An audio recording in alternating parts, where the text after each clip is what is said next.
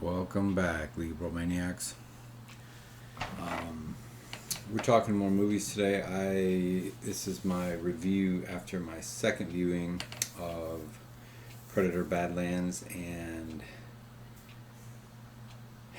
I still love it. It is still the same great movie. Like, sometimes I see a movie a second time, I don't like it quite as much, or I'm more nitpicky. It just happened to me recently, Frankenstein. The first time I saw Frankenstein, I would probably give it like an A minus, B plus. Now I would give it probably a B minus. Badlands though, no, that's a solid A, man. This movie is so incredible. Um, it's one of the best science fictions I've seen in a long time, and I'm a science fiction fan. I can't even remember the last good science fiction I saw. Actually, I can. It was The Creator, which I wish I'd seen it in the theater. No, I didn't see that in the theater. Um, but there's there is so much awesomeness in this film.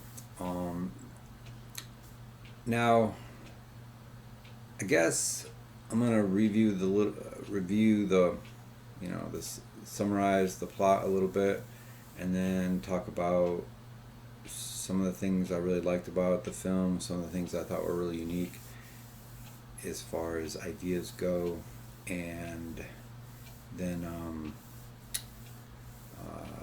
so I guess that's a spoiler warning. I already gave spoilers in my other review, but I really kind of slapped that video together. So this one I'm gonna get a little more into the weeds on, but the story begins like we're kind of plunged into this combat between Yajuta brothers, and by the way, the film starts with a quote from the Yajuta Codex. It's something like Yajuta. I can't remember the quote. Like friend to none, predator to all. There's another verse that I'm forgetting. I can't remember the whole thing. Anyways, it's a really cool quote. But it starts out with combat. These guys are they're talking, they're having combat, and they're talking about things like I fight like father, and so you're like, okay, the two sons are talking about how their father fights, and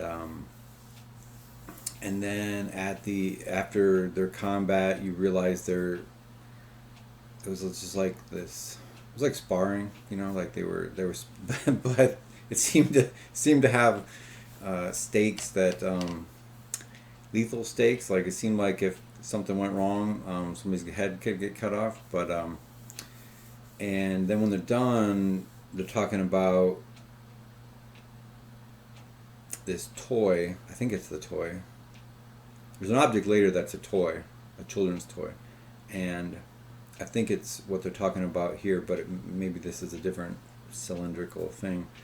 But he's saying like how he remembers that's when he broke his fang, and the other brother was like, and you saved me. So you're like, oh, okay, the younger brother saved the older brother, and then all of a sudden, things get intense, like something's happening, and it's like, oh, somebody's coming. It's father, and so I don't want to give everything away about, like, I don't want to get in like a blow by blow of everything that happens, but I guess I will for the beginning. Father shows up, and the younger son, he does this cool thing. He grabs a blade and he pulls his hand along it, and his blood comes out. It's like, welcome home, father, with honor, and like blood's driven out of his hand. And then the other son kind of walks up to greet him, and then the father's like, why isn't it done? And they were they were during the combat. They were talking about the preparation for this hunt and how he's going to earn his cloak. So the invisibility cloak is something that you get when you become a full-fledged Yajuta, and he hasn't had this hunt yet. So he's like, why isn't it done yet? And the brother's like, he deserves a hunt, father. And he's like, no, he's too weak. He's an embarrassment. You should have killed him in his sleep. And you're like, oh, shit, he's saying this right in front of him. He tosses this, he basically immobilizes him and is like, you know, do it now. And he's like going to cut his head off, and then his, you know, the protagonist's name is Deck. And he's like, you know, father, and then he realizes his father ain't backing down, and then he goes, Kwai, and that's his brother, and he saved his life. So that made the difference here. So they end up turning on the father, and father's not having that, and he kills the brother. The brother that saves the guy, he kills, cuts, or yeah, I think he cuts his head off, but he puts a spear through his chest, or a sword, like a, I guess they got lightsabers now, except they're cooler, and yeah, then he cuts his head off, but he does the launch code and sends him off on his mission to get the trophy, while he's fighting father, and so he's banging on, he's trying to get out and try to help his brother, and he can't, and the ship takes off, and he's like, well, probably for the better, I would have died.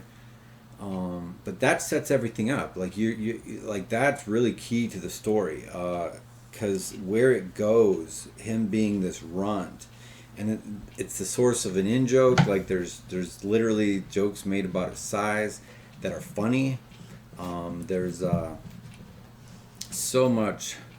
Like, it's a really well done story. It's a really cool planet. And Dan Trachtenberg is the director. He did Prey, and he did Be Good, Doggy. Yeah, I know you want to. Anyways, so Hush, Be Good, Be Good.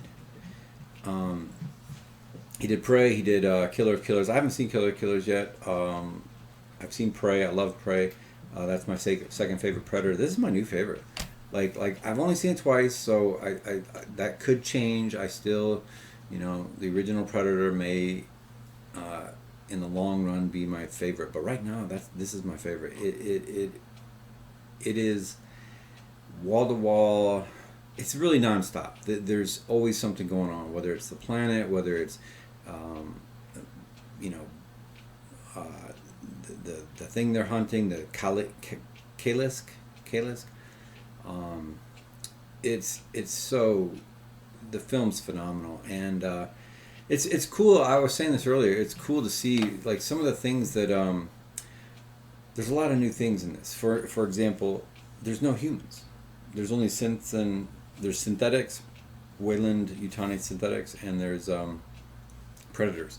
So there's no humans in it. That's how it got a PG-13 rating, because they only do it for red blood. So green blood and white blood don't count. So this is probably one of the goriest Predators, but yet it's got a PG-13 because there's no actual red blood. So yeah, there's no humans in it. He gets his own weapon drawn on him. Like, you see a Predator with 3 red dots on him. That's a new thing. You see these legs fighting, and then you know, the legs fighting. I was saying this in the other video. Like, we're kind of understanding what we can do with AI, in the sense that, yeah, just legs is all you need to fight. Or, for example, you see, you know, 2 different characters that are synthetics. One just reads the other person's thoughts and doings, and they know everything that the previous synth knew. So you have a character that you associate these 2 people talking about something, but then somebody downloads that, and then they have that conversation. Like, they continue that conversation. Yeah, I like the humor. The action is top notch. The world building is awesome. It's a hit. it is going to be huge. I heard the box office for this weekend were well above projections. It got basically 40 million domestic and 40 million international. It's gonna keep doing word of mouth because everyone's skeptical about it. Everyone's skeptical of it being by Disney, by PG-13. The idea that you can spin the plot in a way that sounds bad. There is humor, and it works. Like both the funniest parts to me were a character that isn't in the trailer. Actually, he's in the third trailer. You can just barely see him, um, but it's set up by uh, Thea, the synthetic. So she starts in with the humor, and it's like oh, this annoying robot, and the humor derives from that. And then there's another little cutesy character that isn't. It's only cute because it's actually. I don't want to give that part away. uh, but it's this movie's so awesome. I can't wait to see Killer of Killers. Like I have been checking on a bi-weekly basis of the release date for that. Apparently, it's coming out at the end of the year, so it's going to come out for the holidays. I'm looking forward to getting that Blu-ray and enjoying another Dan Trachtenberg Predator. He's brought this whole franchise back. Like he has brought this whole franchise back. Imagine that. Imagine that you're the studio and you pick the guy who hits 3 home runs. That's so hard to do in Hollywood. That is so hard, and he might not have done it. Like he's talking about in earlier versions of the film, the main character here, Deck, was blind, and I'm like, that wouldn't have worked. So he's smart enough to know when it's like, yeah, that's too much. Like he knows when things are going too far or too like he all he said is like I just wanted to open the door, a little wider about what we could do and what we were doing with this franchise. And good lord, like I thought Prey. I didn't even see Prey until well after it had been out. I know it came out on Hulu. It never was in the theaters, and I thought, oh, that's a bad omen. And I was like, oh, it's got a girl in it. She's the lead. She's the like it's a predator against a girl now. It's like, oh, that's. And then I reluctantly I bought it. Like I had the 4-pack. I bought the Predator 4-pack, and then I was like, well, I might as well get the 5th one. Like it's still, can't be worse than the 4th one. And it was incredible. Like it was absolutely blew my mind. Loved it. And her war cry. Oh my God. Like he said in an interview, he's like, people can scream, but not everyone can do that war cry that she does. And it hits your soul. It gives you goosebumps. Like you get goosebumps just hearing it. You're just like, oh my God. And it's like this ha ha. Oh, it's so perfect. That when she gets it and she beheads it, and it's like it's like ah. So yeah, he's killing this. He's killing these movies, like in a good way, and so I went on Thursday night at the 11 o'clock, or maybe it was 10 o'clock. It was kind of dead in there. I was like, oh, this is such a bad omen, like this is opening night. But most people don't even go on Thursdays. Like they don't even know that you can see, like it didn't used to be, they used to make you do it at midnight. And now like you can go to a 7 o'clock on Thursday and whatever. So like Thursday's the new release day now. And, but Friday it was slammed, like it was packed, and the audience was, like it's so cool to be part of. Like to all be Predator fans and to all just be like satisfied, just be like, yes, this is what we wanted. Actually, we didn't even know we wanted that until we saw it. Like no one would have said, oh, what we should do is this, like tell it from this point of view and do this and do that. So check it out. Go see it in IMAX if you can. See it in the big screen and enjoy. It is a banger. Dan Trachtenberg and the cast and everybody, Awesome job.